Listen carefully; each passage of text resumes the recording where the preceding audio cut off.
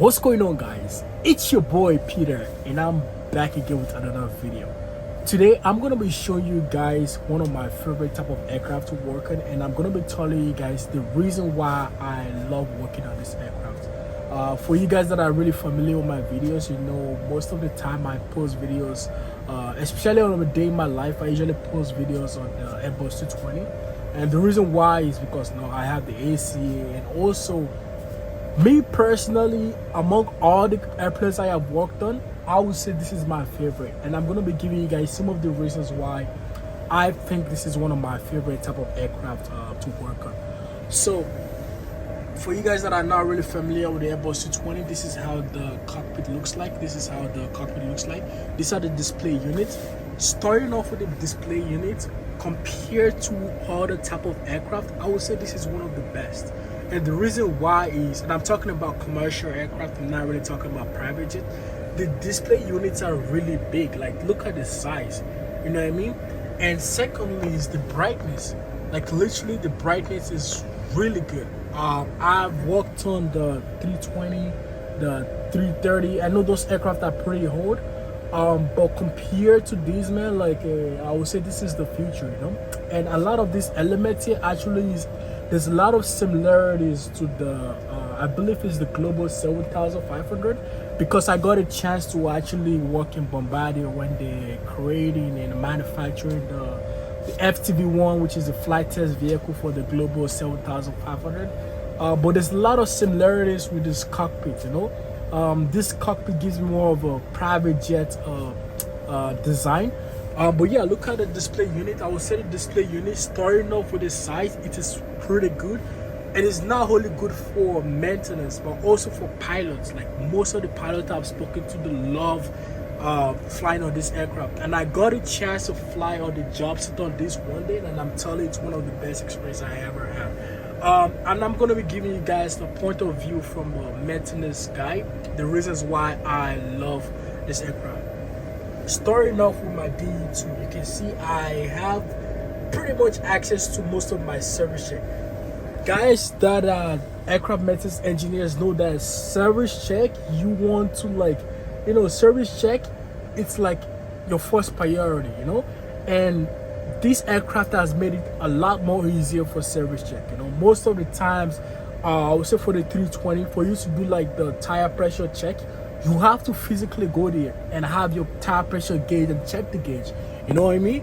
And for the brakes too, you have to be physically there, you have to check it physically. But for the 220, I don't have to do that. All I gotta do is come to the cockpit. I have my pressure, my tire pressure right here, and I also have my brakes indication right here, you know.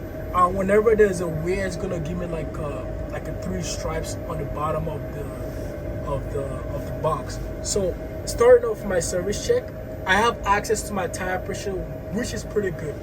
Trust me, when it comes to like working outside when it's like minus 20 degrees, minus 30 degrees, you don't want to be out there putting your tire pressure gauge trying to get the tire pressure. So for me, starting off service check, it's way more accessible. And also I can go to my hydraulics. I can check my hydraulics from here. For other aircraft, I believe you can check it from, you know, the display unit, and also you can check it downstairs. But you know, you also have the access right here. For my cycle breaker, this is another reason why I love this aircraft. So for this aircraft, we have 2 type of cycle breakers. You have the thermal, and you also have the CDC, which is like the direct current cycle breaker. It's more of a solid state cycle breaker. Maybe another video I'm going to explain more of how the CDC works. So for this aircraft, you have 2 types. You have the thermal, like I said, and you have the CDC. I would say about 60% of the cycle breakers you are going to need as a maintenance guy, you can access it on the display unit. You can access it on the display unit. You don't have to physically pull the cycle breaker for most of them. And to do that, you just got to go to CB, my status, and you also have options of, you know, the system. You can filter it by the system, the location, the bus, and you can also check the status of your cycle breakers. Let's say, for example, I want to go to, like, I don't know, my favorite 88 chapter with 27. Or let's do 32. Let's do 32 for brakes. So I know my BDCU is for my brakes. So if I want to pull out my circuit breaker for my my brakes, my BDCU system, I can just isolate my circuit breaker from the cockpit. I don't have to physically go down there and start looking for a circuit breaker, especially for the 330.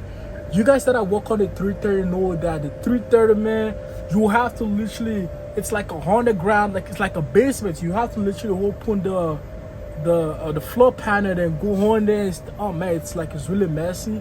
And trust me, you don't want to be doing that when it's minus 30 degrees outside. Or and trust me, this is more accessible. It's really easy, especially for maintenance guys. It's so easy. It's really accessible. Like I said, this is more like I would say it's more like a futuristic aircraft. There's a lot of similarity between these and private jets. Like I said, the Global 7500. I'm seeing a lot of similarities, and it makes sense because this is more like a Bombardier aircraft too, right?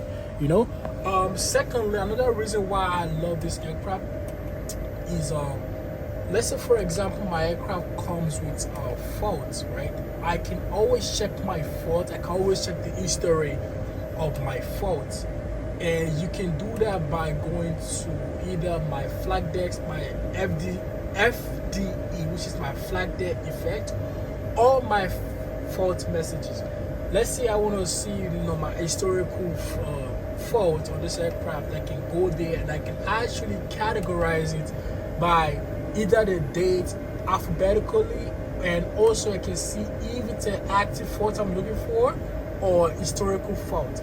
I know other aircraft do have this function. The 320, I'm familiar with the 320 have this function. The 330 has this function too. But I believe you have to go through the MDCU route, and which is like on the side here. It's a really small, tiny screen. You know what I mean? And me personally, I feel like because of how the length and the size of the screen is, it's just way more better. And another reason why I love this is, let's say for example I want to see what let's say I have a fault message, and for disclaimer, the fault message here is because the aircraft is it's in the hangar. Some of the circuit breakers are being pulled. Let's say for example I want to see, I don't know, the ADS failure. I can see my fault code here. It gives me a fault code here, and I can actually just input this fault code to my FIM. My FIM is called, it's a terminology for fault isolation manual. Most aircraft do have that function. I can just put in that fault code to my FIM, and it will give me steps on how to either isolate the troubleshoot the fault, or it's gonna give me a recommendation on how to fix it, which I think is really dope. You know what I mean? Like these, even without me going to the thing, I can have an idea of what to do right here. You know what I mean? It gives me an option for help, and it tells me, okay, do this maintenance, do this, and boom. Some of the time it's just a quick reset, and that's one of the reasons why I love this aircraft. Although I feel like the aircraft is not perfect there, I believe it's got into production in I think 2017, I'm not sure, or they started delivering around 2017, which is pretty new, and they still have a lot of nuisance messages to fix. But I would say, man, this is one of the best aircraft that I worked on. I would say this is the future, especially for commercial aircraft. I don't have that much experience with private jet. In terms of like the maintenance side of it, I have worked on the manufacturing.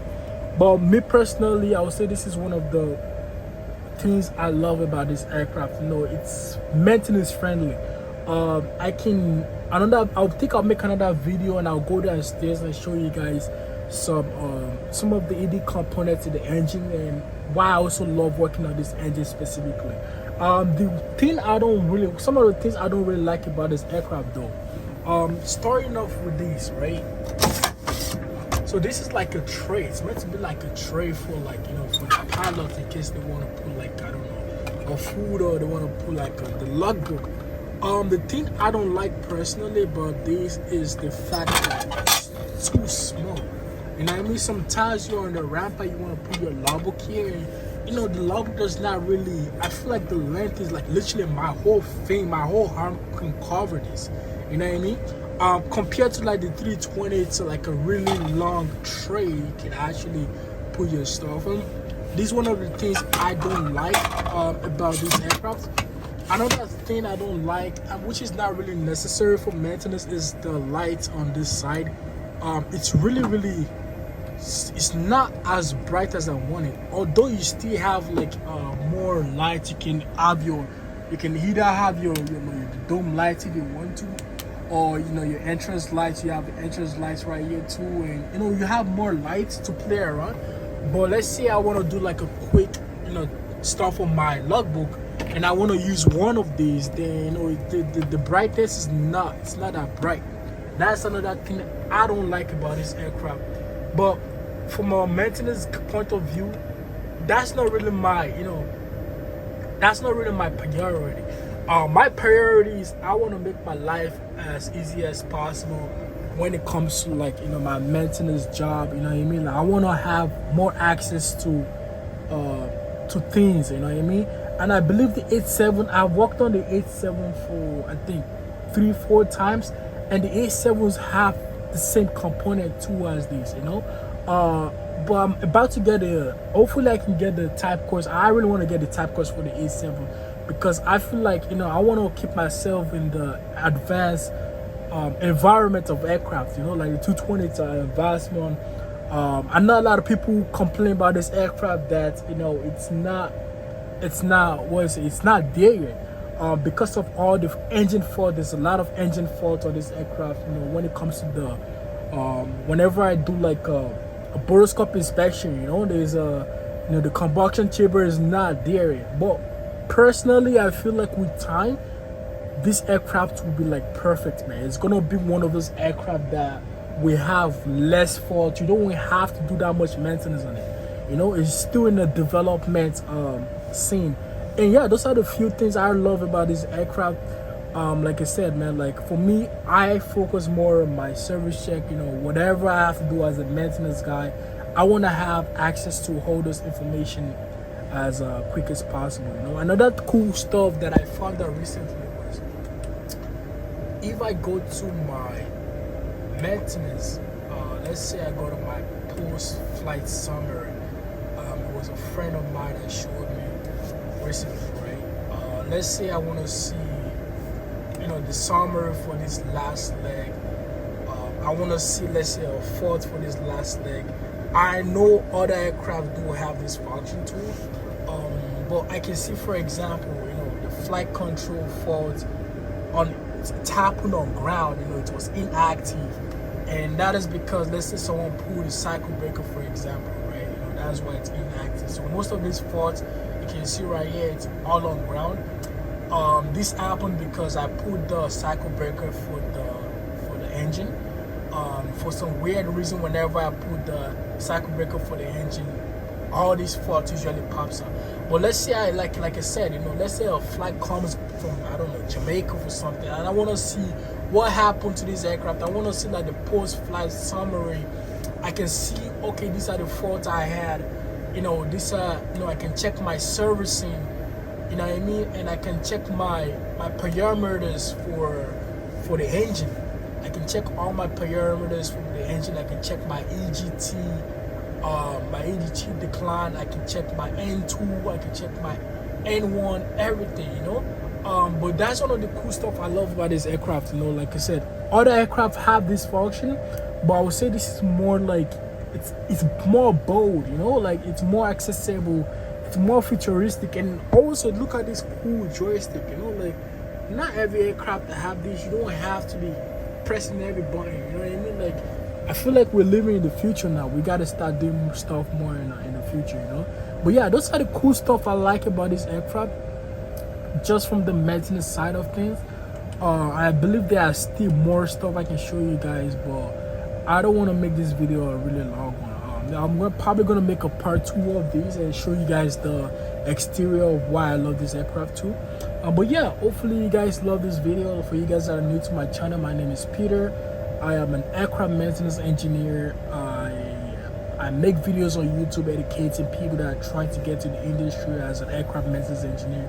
And if you even need any information on how to go through the whole process, I do free consultation. All you gotta do is text me on Instagram. I'm gonna drop my Instagram in the description, or we can always set up a call. You know what I mean? Like, my goal here is to help people, because I was in the same situation whereby I was looking for information online, I could not find them. But yeah, so those are the cool stuff I love about this aircraft. Like I said, there are more stuff we can actually play with. On the overhead panel, there's more bars you can play with. But for now, I'm not really gonna go into this because I don't want to make this video as long as people don't really like long videos. So I'm probably gonna make a part 2, part 3 of some of these components here.